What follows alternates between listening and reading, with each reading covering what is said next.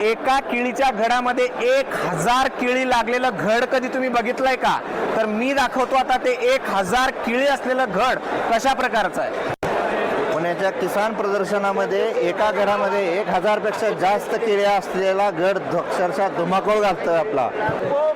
एका घडामध्ये 1000 पेक्षा जास्त केळी येतात आणि याची केळी जी आहे ती पिकल्यानंतर एवढी साईज होती. याची साल जी आहे हे कागदासारखी पातळ आहे बघा.